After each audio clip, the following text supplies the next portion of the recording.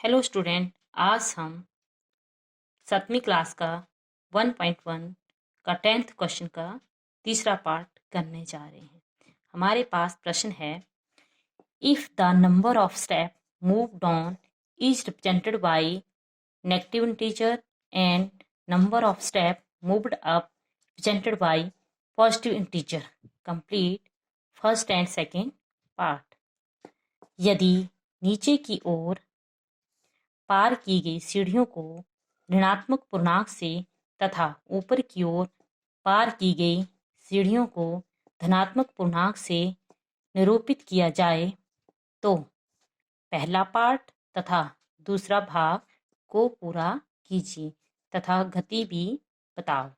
हमारे पास पहला पार्ट है -3 + 2 and so on is equal to -8 और दूसरा पार्ट है 4 - 2 plus and so on is equal to 8।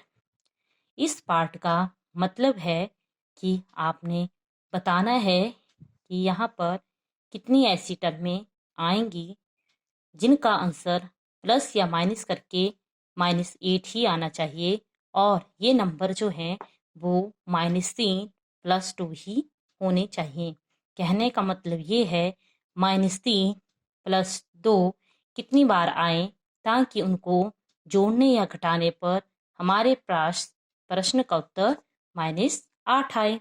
तो देखते हैं इस प्रश्न को हम कैसे सॉल्व करते हैं। सबसे पहले हम लिखेंगे प्रश्न a = -3 + 2 एंड सो ऑन -8।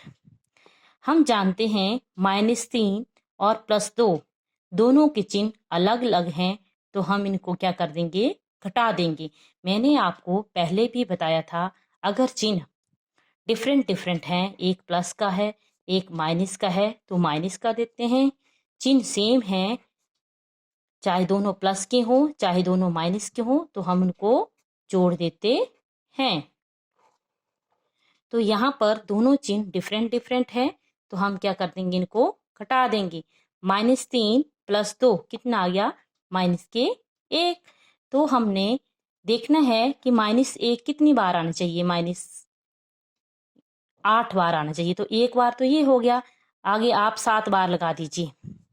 1 2 3 4 5 6 7 और 8। टोटल इसको भी मिला के वो कितने हो जाएंगे, 8। 1 2 3 4 5 6 7 8 8 ही आना चाहिए। अगर हम इनको इस तरह से माइनस के 8 लिख दीजिए, -1 इसका आ रहा है और 7 बार फिर से लिख दीजिए। 1 2 3 4 5 6 7 7 बार -1 हमने खुद लिखा, एक बार इनका आंसर करके आया। अगर हम इनको जोड़ते हैं तो हमारे पास इसका आंसर कितना आ जाएगा, -8। थोड़ा सा इसको ठीक करके लिखते हैं, -8। अब हम जानते हैं -3 + 2 करके आ रहा है -1, तो -3 + 2 ये तो हमें दिया ही था। अब हमने जो -1 खुद लगाए उनको भी हम -3 और 2 की फॉर्म में बदल देंगे। इसका हो गया, ये अगली -1 का हो गया, ये अगले वाले का इस तरह से, नेक्स्ट इसका ये अगले -1 का -3 + 2, नेक्स्ट का -3 + 2, नेक्स्ट का -3 + 2। अगर हम इन सब को जोड़ेंगे तो हमारे पास जो है आंसर -8 ही आएगा। क्यों कि यहाँ से भी -1 आएगा, यहाँ से भी -1। इसको भी सॉल्व करेंगे, -1 -1 -1 -1 -1 कितनी बार, 1 2 3 4 5 6 7 8 माइनस के 8 इस तरह आ जाएंगे। -1 -1 -2, उसमें फिर से -1 किया, -2 में -1 प्लस करते हैं -3 -4, ऐसे ऐसे करके हमारे पास आंसर आ जाएगा -8। अब इसका दूसरा पार्ट लेते हैं। दूसरे पार्ट में आपको बोला है,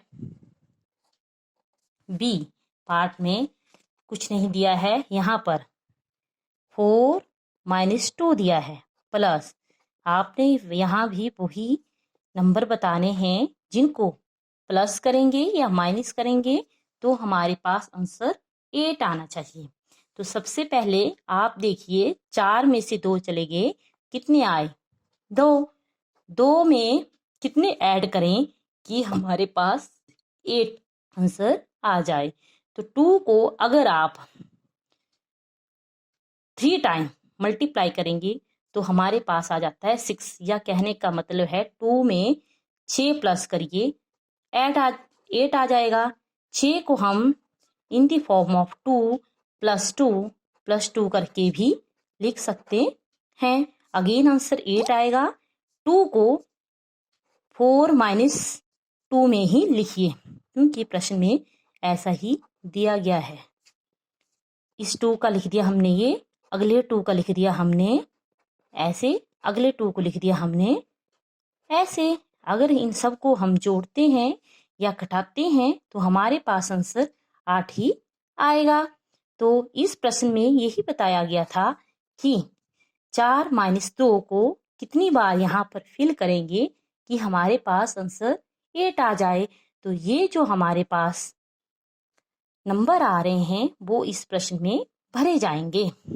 3 बार 4 - 2 भरा जाएगा जिसकी वजह से हमारे पास आंसर 8 आ जाएगा। इस प्रकार से पहला और दूसरा पार्ट भी पूरा हुआ। साथ में इसमें बताया है गति भी बताओ। तो गति आपने कैसे बतानी है? यहाँ देखिए 8 के साथ कौन सा चिन्ह लगा है?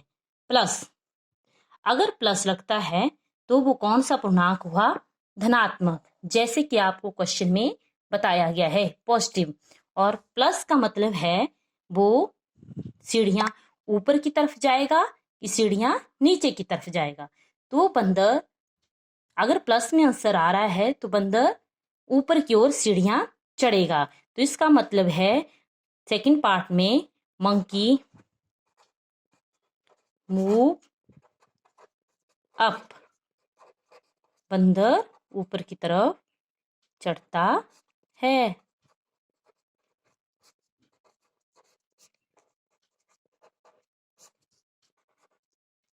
तरफ चढ़ता है। आपको सेकंड पार्ट में यही पूछा गया था कि इसकी गति भी बतानी है। इस प्रकार से ये क्वेश्चन भी पूरा हुआ। धन्यवाद।